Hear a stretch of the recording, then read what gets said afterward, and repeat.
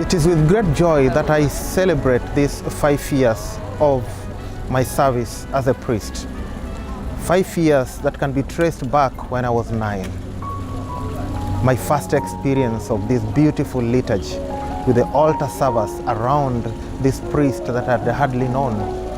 And immediately I knew what I wanted. I wanted to be a priest. At 9, during this time, I had not been baptized. I made a decision to join catechism classes.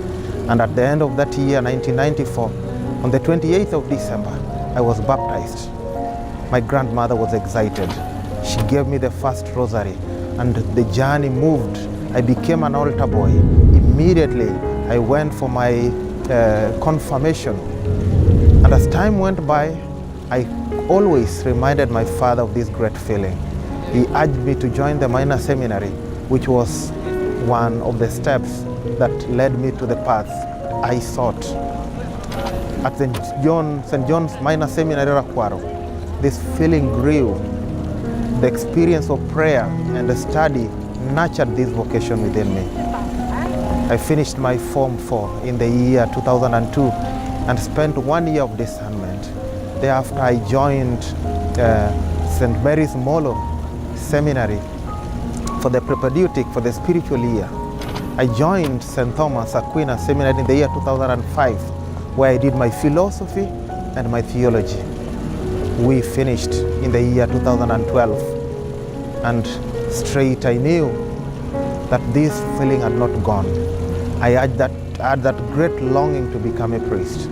In the year 2013, January the 11th, we ordained deacons at this remarkable place, St. John Minor Seminary, that gave me all the memories of the formation, of the joy of my youth, and the joy of serving the Lord as a priest.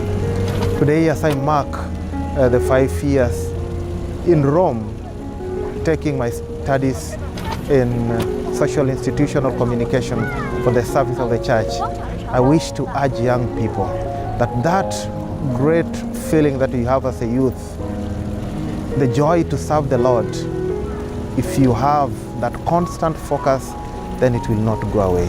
You need to pray over it. There are challenges up and down. There are the challenges of your youth. There are the challenges of the people around you, different aspirations, but keep the great focus, and finally you will get there.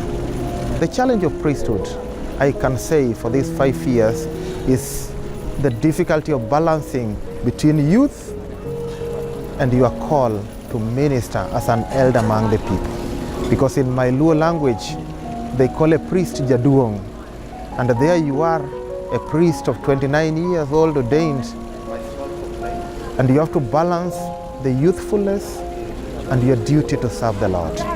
That dichotomy sometimes pulls you into 2 different directions, but with constant prayer, spiritual direction, you are able to constantly regain your path.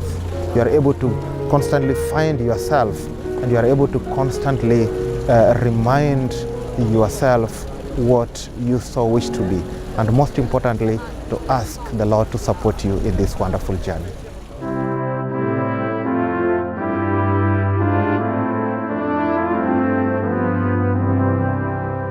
I want to dedicate these 5 years of service to important people who have touched my life.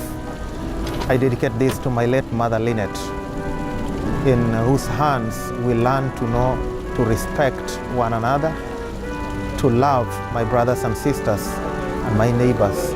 She was a hardworking lady.